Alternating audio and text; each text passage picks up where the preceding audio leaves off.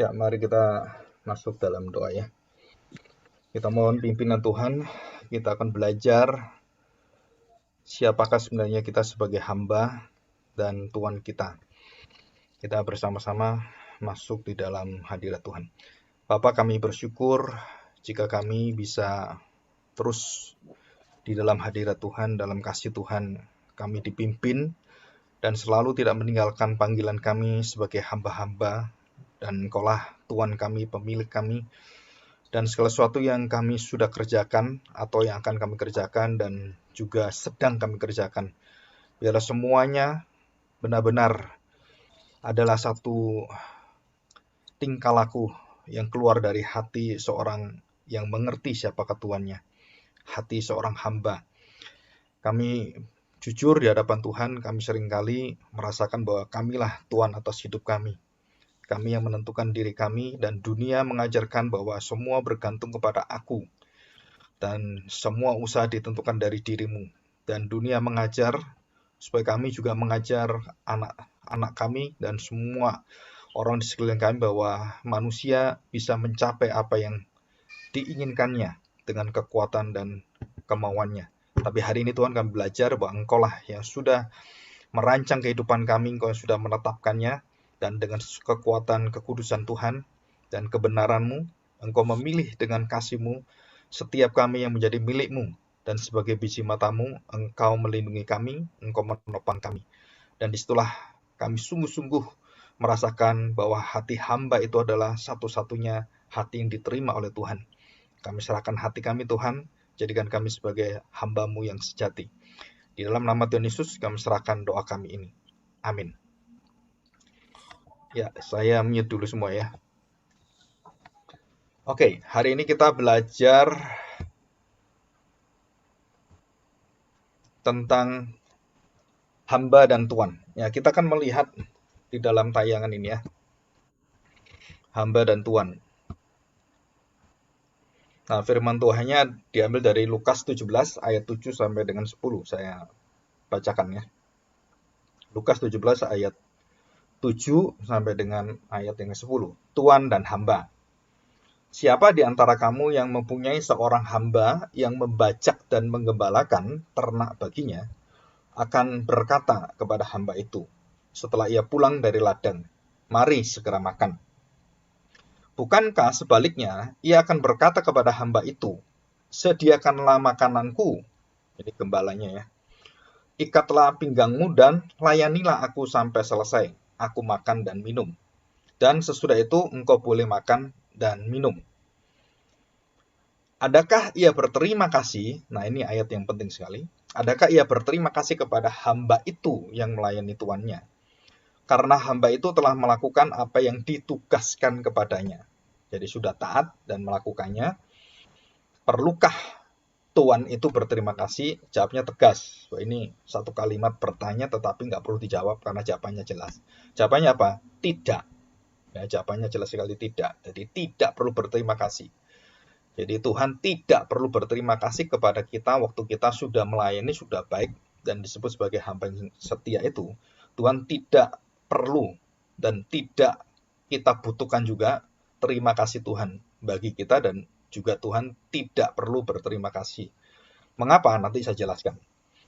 Demikian jugalah kamu, apabila kamu telah melakukan segala sesuatu yang ditugaskan kepadamu, hendaklah kamu berkata, ini ya, jadi prinsip kita adalah kami adalah hamba-hamba yang tidak berguna, yang tidak bermanfaat. Ya. Kami hanya melakukan apa yang kami harus lakukan.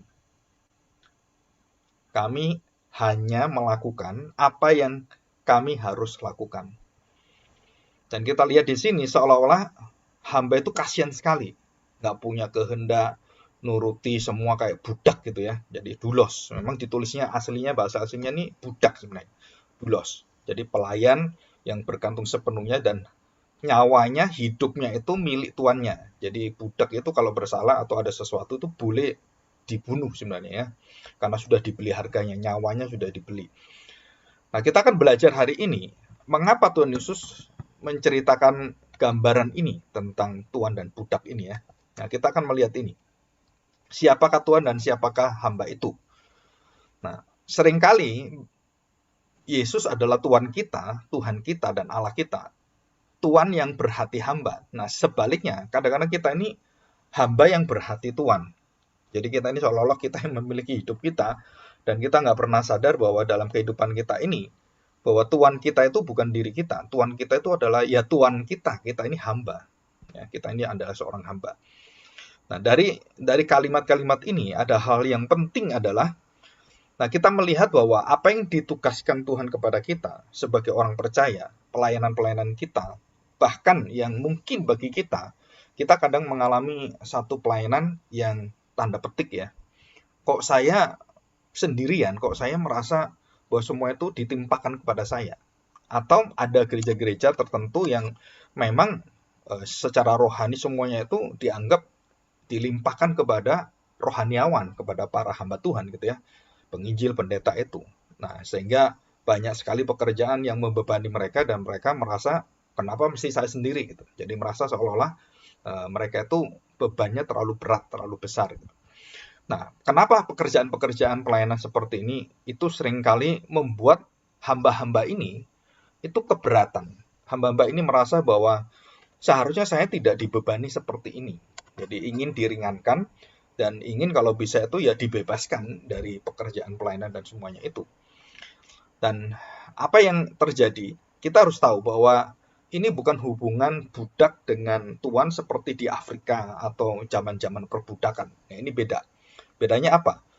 Karena kita dibuat nantinya oleh Tuhan adalah di dalam kehambaan kita, di dalam kehambaan Kristus itu, kita akan memiliki satu kemerdekaan yang sejati, satu kekuatan yang luar biasa, dan kita bisa mengalahkan perbudakan yang ada yang mengikat manusia. Jadi kalau kita memperhambakan diri kepada kebenaran, kepada Tuhan, maka kita akan dibebaskan dari perhambaan kepada dosa ini.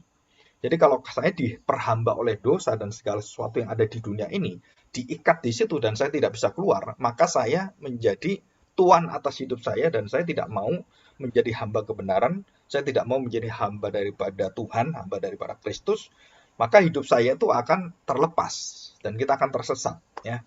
Dan ini berkaitan dengan ayat pertama, pasal 17 ayat pertama itu tentang penyesatan. Jadi kenapa ada kehidupan yang menyeleweng seperti itu? Karena kita ingin mengatur diri kita sendiri. Dan karakter seorang anak Tuhan, jemaat, itu adalah yang ditekankan oleh Tuhan. Minggu yang lalu kerendahan hati kan. Nah, kerendahan hati itu hanya ada di dalam satu pekerjaan di dunia ini yang paling pas adalah budak, hamba. Kenapa? Karena dia harus tahu bahwa dia itu adalah seorang hamba, seorang pelayan. Kenapa seorang pelayan? Karena memang Kristus memberikan contoh, dia datang untuk melayani, bukan untuk dilayani. Dia datang untuk memberikan hidupnya, dia datang untuk mempersembahkan dirinya. Jadi bukan mengambil hidupnya, bukan merasa dirinya harus dibela, merasa dirinya bahwa dia harus didukung oleh Bapaknya, dan dia harus ya dilindungi dan diselamatkan oleh Bapaknya. Dan itu permintaan orang-orang yang ada, yang selalu dipakai oleh iblis untuk apa? Untuk mencobai dia. Turunlah kamu dari salib itu, tunjukkan kekuatanmu, tunjukkan mujizatmu. Untuk apa? Bahwa dirimu itu bisa kamu selamatkan sendiri. Kamu bisa menyelamatkan orang lain, bahkan membangkitkan orang mati bisa. Nah, kamu sendiri mau mati nggak bisa menolong dirimu sendiri. Nah, itu berkaitan dengan apa? Dengan nilai dan value dan karakter sifat daripada hamba Kristus ini. Dan ini penting sekali. Kenapa? Karena kalau Kristus tidak mempersembahkan hidupnya menjadi hamba itu, maka tidak ada jalan keluar bagi seluruh manusia, karena tanpa menjadi hamba, tidak ada orang yang bisa memiliki tuan. Dan itu satu prinsip Alkitab. Jadi kalau kamu menjadi tuan atas dunia ini, dan tidak menjadi hamba bagi Tuhan, dan kamu diperbudak oleh dunia ini, maka kamu adalah hamba dunia ini, hamba dosa ini. Kalau kamu mengenal kebenaran dan hidupmu hidup untuk kebenaran untuk Tuhan, maka kamu adalah hamba kebenaran, hamba Kristus, dan hamba Allah. Dan itu jelas sekali. Ya. Jadi kita harus diminta oleh Tuhan untuk apa? Untuk melihat gambaran seorang hamba itu apa. Jadi yang pertama, di dalam pasal 16 terakhir dan pasal 17 pertama, ada 3 peristiwa ya. Jadi termasuk cerita tentang hamba ini. Nah, yang 2 ini saya mau awali dengan bagaimanakah seorang hamba itu bisa menjadi hamba. Yang pertama, Tuhan Yesus mengatakan tentang pengajaran mengampuni dosa dan menegur dosa. Mendisiplin orang-orang yang sesat, orang-orang yang berdosa, dan itu harus diberitahu tentang kesalahannya, terutama adalah tentang keselamatan dan siapakah Kristus. Kalau mereka tidak bisa menerima Mesias, maka mereka itu harus ditegur, mereka harus diberitahu, dan mereka harus diberikan pengajaran sesuai dengan firman Tuhan. Dan itu adalah kita harus menyediakan hati untuk apa? Untuk mengajar, untuk mengarahkan. Kalau mereka tidak mau mengikut Kristus yang benar, maka kita berhak untuk memberitahu kepada mereka. Ya, sampai ada langkah-langkahnya. Bahkan kalau di dalam Kisah Para Rasul dan juga suratan Rasul Paulus, itu kita harus lepaskan orang itu supaya tidak mengganggu di dalam gereja, dan orang-orang seperti ini itu akan merusak semuanya, dan kita harus melepaskan dia. Dan sampai akhirnya Paulus dengan sangat marah sekali, kita harus serahkan kepada iblis. Nah, itu satu satu teguran yang terakhir yang sudah tidak bisa lagi diterima. Nah, waktu menegur itu, kita harus memiliki hati bukan hanya menegur, tetapi mengampuni. Nah, ini yang sulit sekali. Tanpa hati seorang hamba, kita nggak bisa mengampuni. Kenapa? Karena kita merasa lebih tinggi menjadi Tuhan atas orang yang berdosa. Saya sekarang yang menegur kamu, saya tuannya. Saya yang berhak karena saya lebih tahu, lebih kudus, lebih suci, lebih ngerti firman Tuhan, lebih ngerti dari semua yang kamu nggak ngerti apa-apa gitu kan. Nah, di situ mengampuni itu berkaitan dengan hati seorang hamba. Mengampuni itu artinya menjadi sama dengan orang yang kita tegur di dalam posisi dosanya. Karena kita juga sama. Kita sama pernah jatuh dalam dosa yang sama. Jadi kalau kita belajar dari kehidupan kita menjadi bisa seperti ini, itu kan dari kita dari bawah. Dari kita melawan Tuhan, kita nggak taat, nah itu kita alami semua. Baru setelah itu kita menjadi anak-anak Tuhan, hamba Tuhan. Dan kita baru merasakan, wah luar biasa menjadi anak Tuhan. Nah kita harus tahu bahwa posisi kita itu dulu sama dengan mereka. Dan termasuk orang yang akan kita tegur, dan di dalam kondisi keluarga Kristen, gereja Kristus, seperti itu ya. Nah kita harus memiliki hati menegur. Tetapi kita harus punya apa? Dasar dari menegur itu apa? Menerima kembali kalau mereka bertobat, mereka berbalik hatinya, maka kita akan mengampuni dengan apa? Dengan sebulat-bulatnya, sepenuhnya. Jadi tidak mengingat lagi, bukan melupakan ya, tidak mengingat lagi perbuatan dosanya. Apapun di belakang itu bersih. Dan ini sulit. Kenapa sulit? Karena seorang hambalah yang bisa mengampuni. Kalau dia merasa dia lebih benar, dia merasa dia lebih terhormat, oh saya merasa kedudukan saya lebih tinggi, nggak akan mungkin bisa menjadi hamba. Jadi semakin tinggi kedudukan seseorang di dalam kehidupan kita, baik jadi orang tua, mama, papa, atau jadi orangnya orang tua, atau jadi pemimpin gereja, atau menjadi penasihat, dan juga orang-orang lebih daripada pemimpin yang punya pengaruh luar biasa di dalam lingkungan rohani, kita harus tahu bahwa semakin tinggi jabatan orang itu, dia harus dipersiapkan dengan apa? Hati yang mau mengampuni, hati yang mau menegur, dan dengan dasar hati yang menerima kembali, dan dia harus membuka kelemah lembutan itu, kerendahan hati itu. Nah di sini kalau tidak ada hati hamba, itu nggak mungkin. Jadi semakin kita nggak bisa mengampuni orang, itu artinya kamu semakin merusak kehambaan dalam dirimu. Kamu semakin menjadi Tuhan atas hidupmu, dan kamu menjadi Tuhan atas orang itu. Dan ini tidak diizinkan. Nah yang kedua, murid-murid itu ada masalah dengan iman mereka. Ya, pada ayat yang ke-6 ya. Nah, ayat ke-6 dari ayat ke-5 saya bacakan ini ya. Lalu rasul-rasul itu kata rasul-rasul itu kepada Tuhan, tambahkanlah iman pada kami. Jawab Tuhan, ayat 6, Lukas 17 ayat 6. Jawab Tuhan, kalau sekiranya kamu mempunyai iman sebesar biji sesawi, kecil saja, sebesar biji sesawi saja, kamu dapat berkata kepada pohon ara ini, terbantunlah engkau dan tertanamlah di dalam laut, dan ia akan taat kepadamu. Apa artinya? Artinya pada ayat keempat, ya ini artinya. Jadi kalau seorang tidak memiliki iman yang rendah, mempunyai kehambaan itu, dan meminta ditambahkan imannya, nggak akan bisa. Karena semakin ditambahkan pengetahuan dalam iman, iman itu semakin lumpuh. Semakin ditambahkan dengan kekuatan-kekuatan secara dunia, iman itu bukan semakin kuat. Ditambahkan uang, iman nggak makin kuat. Iman tidak pernah diperkuat dengan uang, tidak pernah diperkuat dengan perbuatan-perbuatan baik. Enggak. Tapi di sini, dengan apa? Dengan pengampunan. Nah, ini kita lihat ayat 4. Bahkan jikalau ia berbuat dosa terhadap engkau 7 kali sehari dan 7 kali ia kembali kepadamu dan berkata, aku menyesal, engkau harus mengampuni dia. Nah, orang-orang yang berhati hamba, memiliki iman, itu baru bisa menerima ini. Tapi rasul-rasul sulit sekali. Tambahkanlah iman pada kami. Kok bisa tambahkan iman pada kami? Loh, kamu kalau punya iman sebesar biji sesawi saja, kamu percaya kepada saya, dan kamu memiliki hati bukan hanya menegur, juga mengampuni, memiliki hati hamba, maka kamu bisa menerima itu. Wah, mereka sulit sekali. Kenapa? Karena, wah, kalau gini sampai kapan saya bisa menerima dia? Dan dikatakan dengan jelas, sampai berapa kali saya mengampuni orang-orang ini. Petrus juga diberitahu oleh Tuhan, 70 kali 7 kali. Artinya angka 7 itu adalah angka kelipatan bagi kekuatan pekerjaan Allah. Jadi pengampunan itu bukan pekerjaan kita, saudara.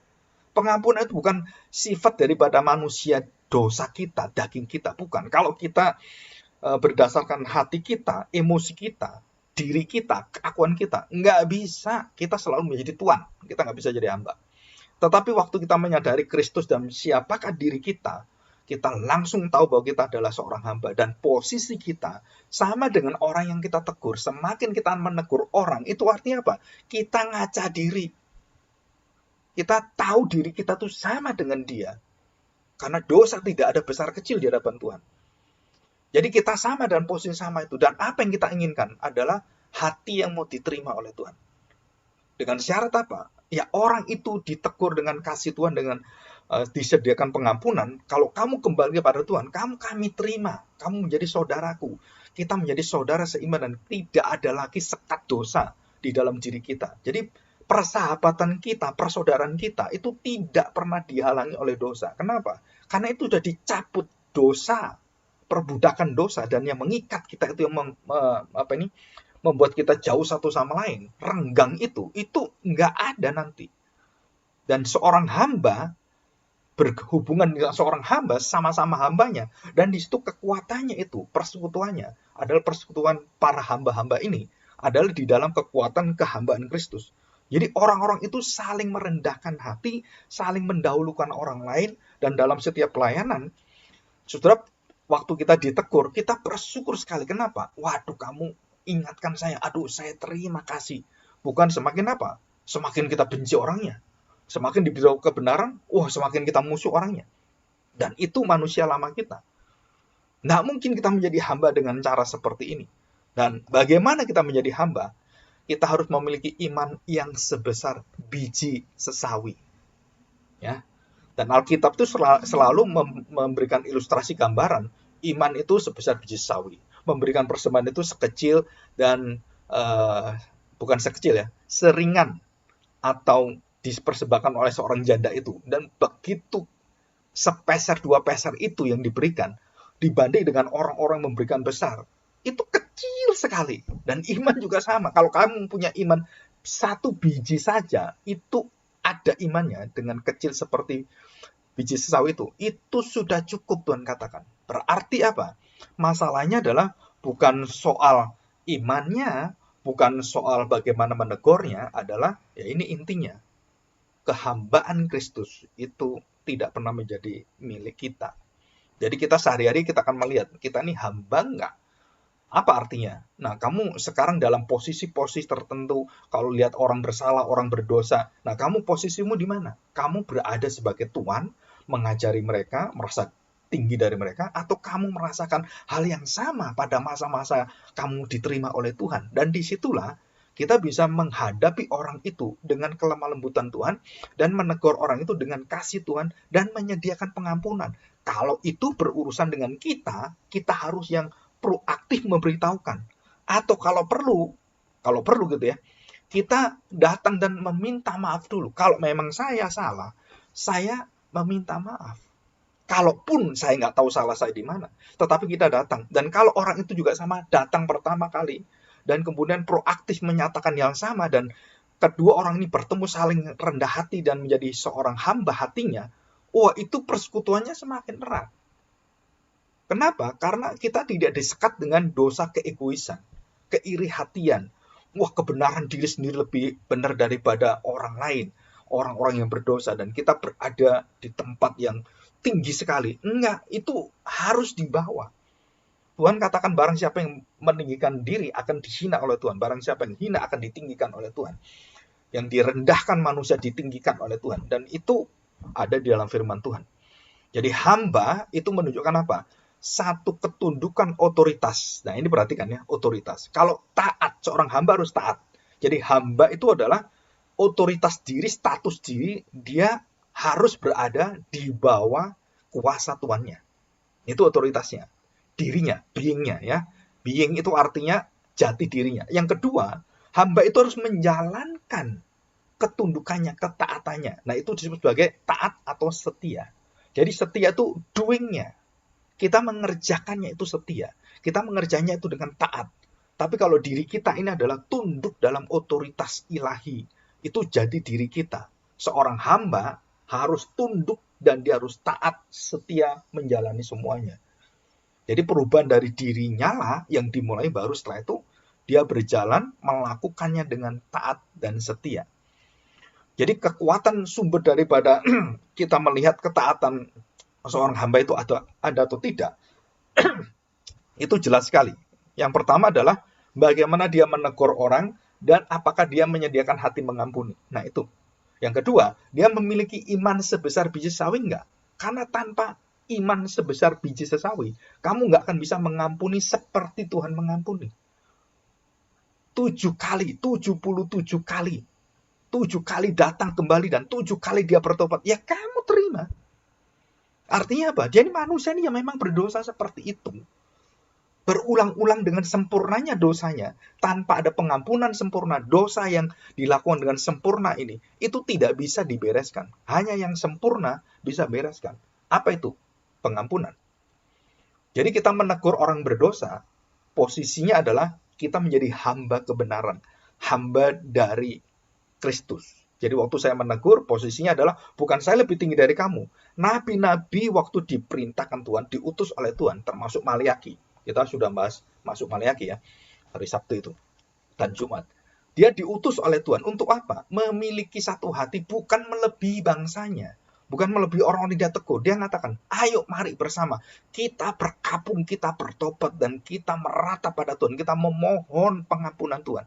Nabinya pun ikut di dalamnya. Bukan nabi, ayo kamu bertobat. Saya liatin gitu. Bukan. Nabinya pun ikut bertobat di dalamnya. Imam besar juga sama. Waktu memberikan persembahan anak domba gitu ya, di depan ruang Maha Kudus dan di depan tabut perjanjian itu, dia harus meratap di sana, dia harus menangis, dan dia harus mempersembahkan korban untuk dirinya sendiri. Baru setelah itu dia korbankan untuk bangsanya.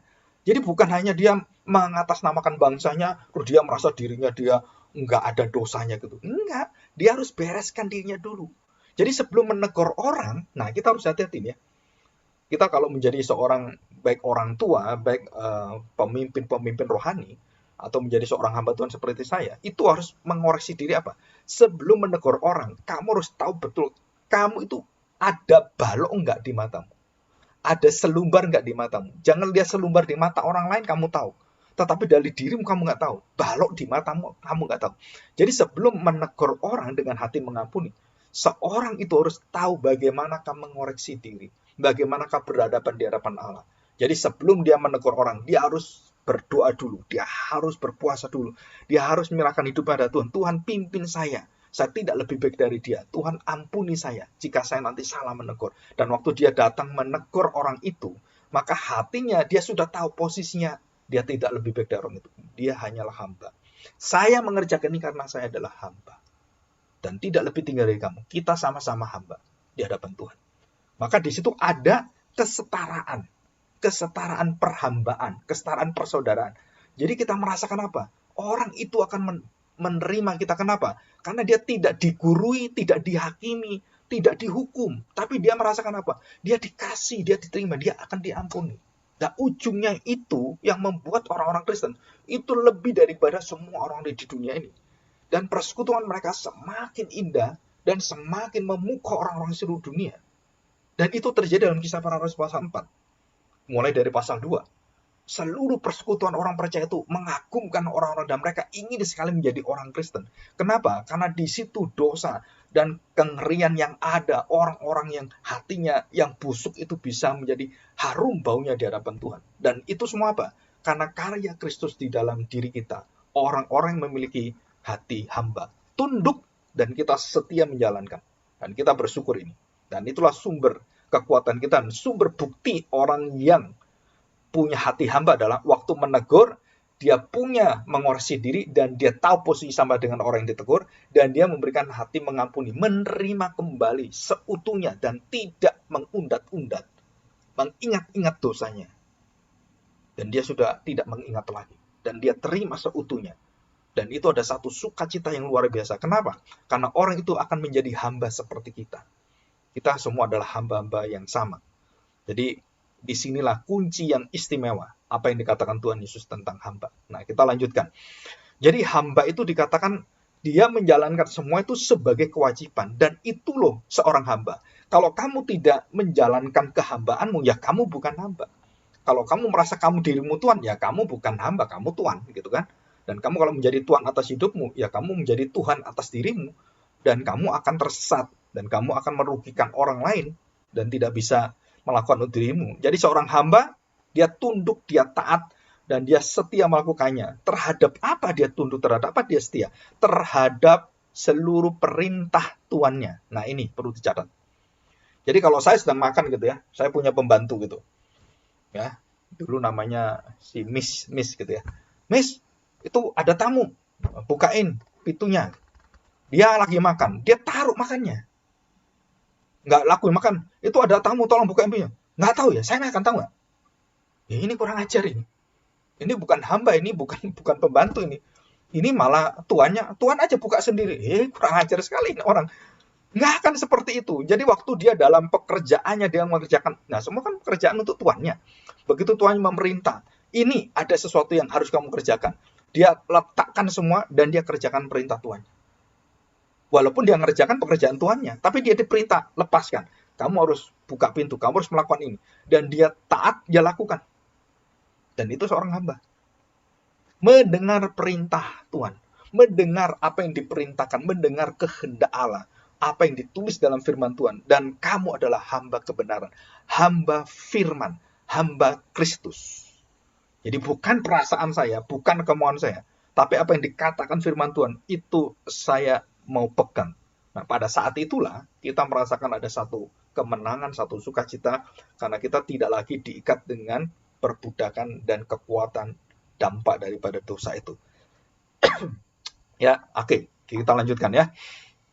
Ya, perhatikan baik-baik. Kita melihat. Perhatikan baik-baik. Jadi, setelah dia mendengar perintah tuannya, terus dia jalankan, baik itu pekerjaan dia lakukan semua. Nah, saya tanya sekarang, semua ini dia kerjakan untuk dirinya atau untuk tuannya? Jawabannya adalah untuk kemuliaan tuannya. Ya, untuk kemuliaan tuannya. Jadi maksudnya apa, Pak? Jadi waktu saya kerjakan ini, kalau untuk diri saya bisa merasakan saya bosan, saya merasa terbeban, dan saya merasa tertekan luar biasa, dan saya akhirnya memberontak kepada Tuhan saya. Karena merasa bahwa ini bukan kerjaan saya. Ini bukan tanggung jawab saya, ini bukan kewajiban saya.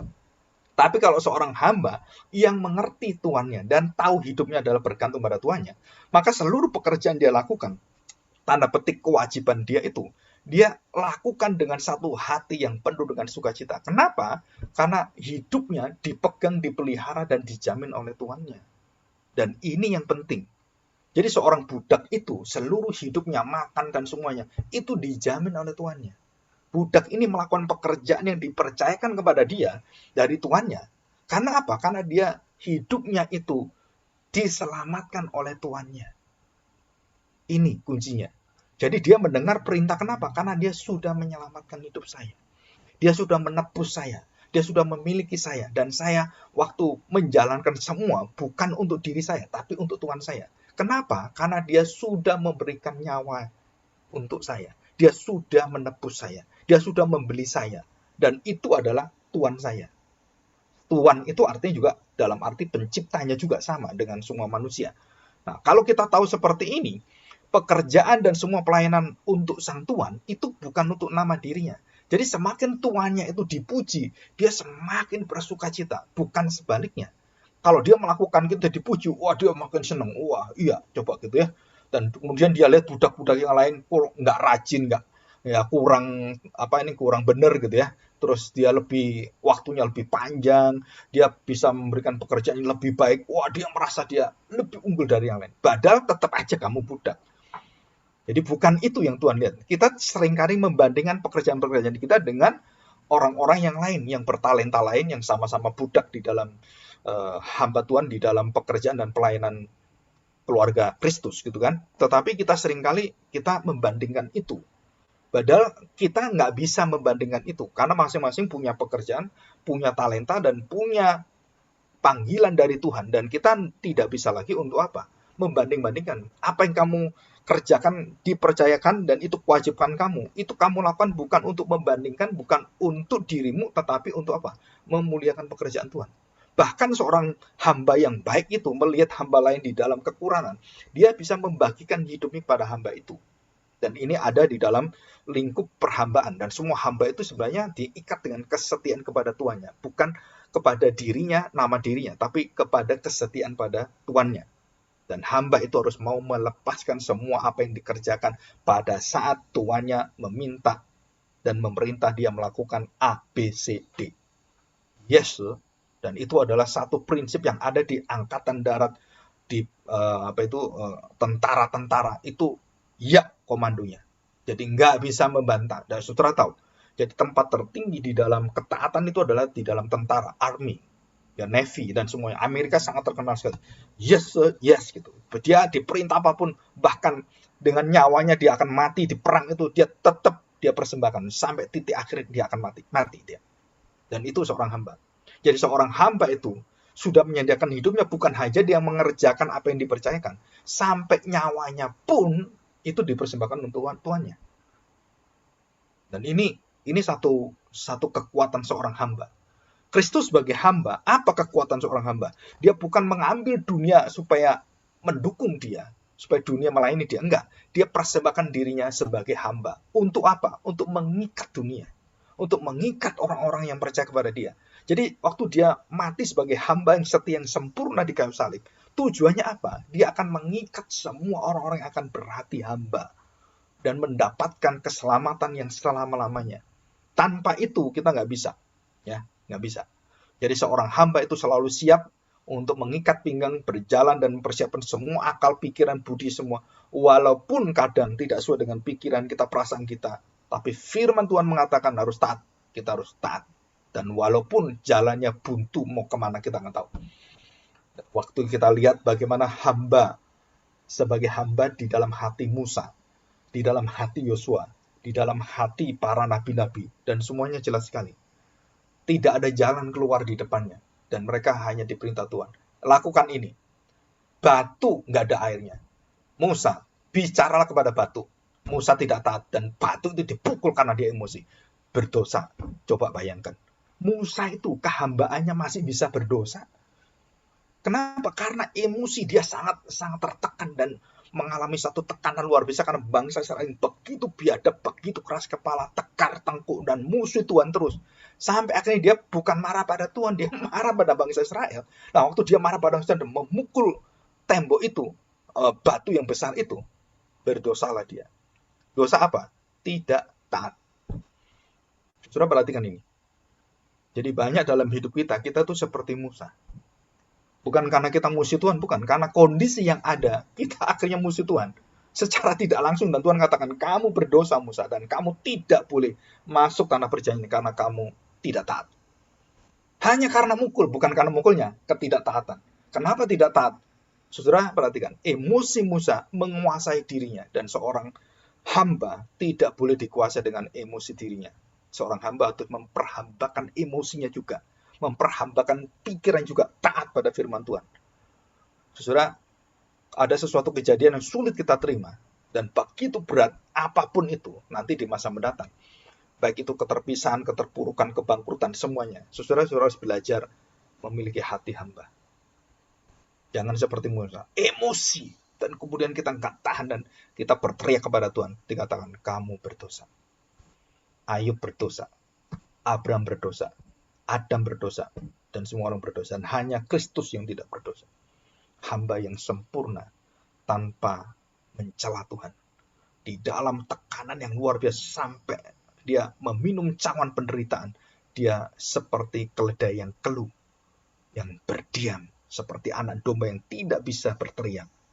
Dia hanya berdiam sampai mati. Dan itu adalah hati seorang hamba. Ya. Nah, sekarang kita akan masuk yang terakhir. Mengapa Tuhan tidak perlu mengucapkan terima kasih pada kita? Ya, perhatikan. Semua pekerjaan hamba tidak pernah dipaksakan oleh tuannya. Ya, artinya bahwa mereka memilih tuannya dan dibeli oleh tuannya itu adalah satu sukacita. Mereka sudah dibebaskan dan dimiliki dari perbudakan yang sangat-sangat membuat mereka tertekan luar biasa. Sekarang menjadi budak seorang hamba yang menjadi tuannya adalah orang yang mengerti dia dan bagaimana mengerti mengatur semua, dan itu melepaskan dia dari segala perbudakan yang dosa itu, dan dia di dalam perbudakan di dalam kebenaran yang menyukakan hatinya. Ya. Tetapi perhatikan baik-baik ya. Tuan yang memelihara hidup hambanya adalah Tuan yang wajib mengucapkan terima kasih setiap kali orang itu melakukan pekerjaan bagi tuannya. Jawabannya Alkitab adalah tidak. Nah, kenapa tidak? Perhatikan. Kalau Tuhan mengucapkan terima kasih pada kita, artinya ada jasa kita yang diakui oleh Tuhan. Ada, bukan hanya jasa ya, ada kebaikan kita, ada upah. Dan kemudian kita melihat bahwa pekerjaan kita adalah diupah oleh Tuhan, baik oleh terima kasih, oleh penghargaan, dan lain-lain. Gitu ya. Nah, perhatikan baik-baik, anugerah ada atau tidak ada di dalam hidup orang percaya, itu menentukan dia menerima Allah dengan sempurna. Nah, kalau dia sudah menjadi hamba, dan dia kemudian mengharapkan ucapan terima kasih dari tuannya, itu tidak ada masalah. Tetapi tuannya tidak wajib dan tidak perlu memberikan ucapan terima kasih. Kenapa? Karena Allah tidak pernah berhutang dan tidak pernah membalas sesuatu kebaikan yang pernah dia terima. Saudara, ini penting sekali. Jadi Allah tidak pernah berhutang kebaikan. Allah tidak pernah berhutang persembahan. Allah tidak pernah berhutang apapun pada pekerjaan cara manusia. Manusia yang berhutang pada Tuhan. Manusia yang terus mengandalkan jasanya Tuhan. Bukan Tuhan mengandalkan jasa pada kita. Bukan Tuhan kemudian, oh kamu baik ya, ya saya ucapkan terima kasih. Jadi Tuhan kemudian bergantung pada pekerjaan kita. Tidak. Tuhan Yesus mengatakan Allah itu tidak pernah harus dan melakukan ucapan terima kasih kepada hamba-hambanya. Karena itu adalah haknya hamba, kewajiban hamba. Dan bagaimanakah tuannya itu menghormati hambanya yang sudah dibeli? Dia akan makan minum bersama.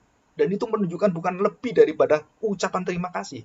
Itu menunjukkan bahwa kamu sudah satu rumah, satu keluarga, dan satu persatuan di dalam hidupnya Tuhan itu. Jadi hamba itu waktu diajak makan dan bareng dengan tuannya, itu menunjukkan bahwa Tuhan itu menerima dia bukan hanya sebagai hamba nanti, tapi sebagai anggota keluarganya, sebagai anak-anaknya. Dan itu ujungnya adalah makan bersama. Makan bersama itu budak itu kalau di zaman Afrika itu nggak boleh dipisahkan. Tapi waktu Yesus mengatakan, kamu makan bersama dengan aku setelah semua pekerjaanmu selesai. Dan kamu melayani aku selesai, di dalam khusus melayani aku waktu datang, dan disitulah apa? Upahmu, tanda petik, ya kan? Yang akan kamu terima adalah, kamu menjadi keluarga dengan aku. Kamu menjadi anak-anakku. Dan itu terakhir. Jadi hamba adalah awal dari seluruh kehidupan manusia yang harus tahu bagaimana dia harus menjadi anak nantinya. Jadi anak-anak Allah itu dimulai dengan apa? Menjadi hamba-hamba Allah. Ingat baik-baik, waktu anak yang bungsu jatuh dalam dosa, apa yang terjadi? Jatuh dalam dosa. Dia mengingat hamba-hamba papanya. Ini rahasianya.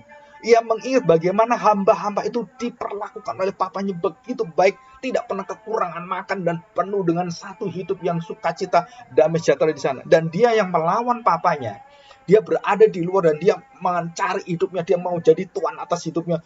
Dia ambil semua kekayaan dan dia berfoya-foya, hancur semuanya. Semua orang dia pernah baik dengan dia, yang pernah dia baiki, semua yang merasakan kenikmatan harta benda, kekuatan yang kekayaan warisan papanya itu habis semuanya. Setelah dia jatuh, siapa orang mengingat dia? Nggak ada, kecuali papanya. Dia ingat kebaikan papanya kepada hamba-hambanya, budak-budaknya. Dan papanya selalu baik dan setia kepada anak yang tidak setia. Dan waktu anak ini kembali kepada papanya, apa yang diinginkan oleh seorang anak? Aku ingin menjadi hamba. Ini kuncinya. Jadi saya datang, wah, bapaknya, waduh, terima kasih nak ya, kamu kembali, kamu bertobat. Aduh, Tuhan berkata pada orang-orang berdosa, terima kasih ya, kalian bertobat, kalian kembali pada saya. Itu Tuhan yang bodoh sekali. Kenapa? Karena Tuhan masa bergantung pada berbaliknya hati orang berdosa? Bukan. Kamulah yang bersyukur, bukan aku. Tuhan itu kebahagiaannya, sukacitanya, nggak pernah kurang sedikit pun. Ada orang atau tidak ada orang memuji dia, Tuhan tetap adalah Tuhan yang perlu dipuji dan layak dipuji, disembah. Nggak ada yang muji nyembah, Tuhan tetap Tuhan. Nggak ada yang memberi persembahan, Tuhan tetap kaya. Tidak ada yang mengucapkan terima kasih pada Tuhan. Tuhan tetap makhluk yang harus dijunjung tinggi sebagai yang memiliki segala sesuatu. Jadi di sini kita melihat bagaimana kita mengukur diri kita. Segala sesuatu yang kita ukur adalah, saudara, seperti anak sulung yang iri dengan anak bungsu. Kenapa? Karena dia mengukur semua dengan apa? Dengan sebagai tuan. Loh, saya ini melayani engkau. Kenapa kamu tidak menyediakan? Kenapa kamu tidak memberikan aku untuk bisa merayakan dengan teman-temanku? Anak lembu sapi. Kenapa orang berdosa ini datang? Adikku yang kurang ajar, yang memboroskan harta bapak ini, kok mau datang? Ini harusnya dibuang saja. Harusnya kamu menghargai saya. Nah, siapa yang menjadi tuan? Siapa yang menjadi hamba? Anak yang sulung sepertinya hamba, anak yang bungsu sepertinya tuan. Berbalik. Yang dulu menjadi tuan dirinya sekarang menjadi hamba dan menyerahkan dirinya kepada bapaknya. Yang sulung melawan bapaknya dan menjadi tuan atas bapaknya, ngajari bapaknya. Saya ini coba lihat apa yang saya kerjakan. Masa kamu nggak mau terima kasih?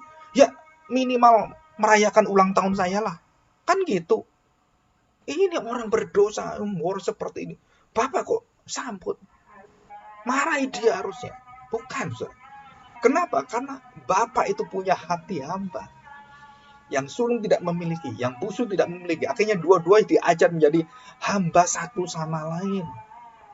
Dan itulah sukacitanya luar biasa. Jadi semakin saya melayani Tuhan, semakin saya mendulukan perintah Tuhan, kehendak Tuhan. Ingat, saudara, itu menunjukkan bagaimana kita akan mewarisi kerajaan Allah. Semakin kita mendahulukan kerajaan Allah, kita mendahulukan kepentingan Tuhan kita akan semakin disambut oleh Tuhan dan kita akan semakin bersukacita dalam seluruh pelayanan kita. Jadi tidak ada beban. Jadi semakin melayani, kita tidak semakin terbeban, kita semakin bersukacita. Semakin dipercaya pekerjaan-pekerjaan pelayanan, kita semakin bersukacita. Bukan yang sesuai dengan hati saya, yang mendatangkan keuntungan bagi saya, bukan. Tapi yang mendatangkan sukacita bagi Tuhan saya. Yang menyenangkan hati Bapa, menyenangkan hati anak, menyenangkan Kristus. Yang memuliakan kerajaan Allah, memuliakan namanya. Dan di situ kita mengerti seorang hamba satu-satunya jalan untuk mewarisi seluruh sukacita kerajaan Allah. Dan itulah kuncinya. Dan kita bersyukur hari ini kita mengenal hati hamba di dalam Kristus. Kita tahu bahwa seluruh pekerjaan kita, hidup kita, pelayanan kita adalah menyatakan kami hambamu. Dan kami jadi hamba-hamba yang tidak berguna. Hamba-hamba yang hanya bergantung sepenuhnya kepada Engkau. Dan tidak ada sesuatu yang melebihi daripada itu. Dan seorang hamba, segala pekerjaan semua bukan untuk membanggakan diri, untuk merendahkan orang lain, untuk membandingkan orang lain. Tetapi sungguh-sungguh dia berada di hadapan Allah. Dia berada di dalam kekuatan Allah yang mendukung, yang sudah menyelamatkan dia. Dan disitulah kasih kekuatan sesama manusia muncul dalam diri kita. Untuk apa menyatakan kehambaan kita? Ya, mungkin lain waktu kita membahas hukum kasih dengan hukum kehambaan. Itu terikat dengan indah sekali. Tanpa memiliki hamba, kita nggak mungkin mengasihi sesama kita. Tanpa Kristus memberi contoh pada kita, tidak mungkin ada manusia mengasihi Allah. Jadi perhatikan, saudara. Ya. Satu-satunya manusia mengasihi Allah dengan hati hamba, itu hanya Yesus Kristus. Dan Tuhan tidak pernah menerima hati siapapun yang pernah berkenan pada dia. Dan Tuhan hanya berkata di langit, surga dibuka, dia mengatakan, inilah anakku, aku berkenan pada dia. Dan dia menjadi hamba seluruh daripada perintah-perintahnya. Dan dia menerima dengan satu sukacita, dia tidak pernah berteriak, dan dia mengerjakan bukan untuk mendapatkan terima kasih, tetapi dia mengerjakan karena dia adalah seorang hamba. Dan kita bersyukur, kita tahu rahasia pelayanan, kita tahu rahasia orang percaya, yaitu memiliki hati hamba. Ya, dan kita akan mewarisi sukacita besar dan warisan janji-janji dari Tuhan kita Yesus Kristus. Mari kita berdoa. Kita bersyukur di hadapan Tuhan. Bapa yang baik, kami tahu bahwa kami sudah mendapatkan kemenangan yang besar. Engkau sudah membeli kami, Engkau sudah melunasi hutang-hutang kami, dosa-dosa kami. Dan bahkan kunci dari kerajaan maut sudah Engkau cabut. Dan Engkau memberikan kunci kerajaan surga. Sehingga dengan iman sebesar biji sawi, dengan hati yang memiliki pengampunan di dalam kami, mengerti orang-orang yang berdosa selain kami mampu membuka dosa-dosa mereka, tapi kami harus mampu juga membuka hati kami untuk menerima mereka yang sama seperti kami sebelumnya. Dan disitulah Tuhan, kami membutuhkan hati seorang hamba yang bukan berpusat pada kehidupan diri kami, berpusat pada kepentingan kami, perasaan kami, tetapi sungguh-sungguh kami melihat hati Kristus, perasaan Kristus dan pikiran daripada Engkau Tuhan. Dan disitulah kami memiliki kuasa yang tidak bisa ditahan oleh siapapun. Bahkan di dalam roh kegelapan, kejahatan semuanya, kasih itu mengalahkan seluruh daripada kejahatan. Kasih mengalahkan dosa, kasih menutupi daripada dosa-dosa itu. Dan kami tahu Tuhan bahwa di dalam kasih itulah kami menemukan Kristus yang ada di tengah-tengah kami. Kami bersyukur hari ini. Kami berterima kasih Tuhan. Dan kami bersyukur karena Engkau memberikan kami hati hamba. Sehingga dengan hati hamba inilah kami melihat seluruh kehendak Tuhan dengan jelas. Dan kemuliaan Tuhan ada di depan kami di perjalanan hidup kami dan sempurna sampai kami bertemu dengan Engkau. Sukacita besar akan menanti orang-orang yang berhati hamba. Dan kami mau menerima itu dan meyakininya di dalam iman kami. Karena hanya dengan iman sebesar biji sawi, kami bisa memiliki hati hamba itu. Terima kasih Bapa. Kami serahkan doa kami di dalam nama Tuhan kami Yesus Kristus. Amin. Ya, saya serahkan kembali kepada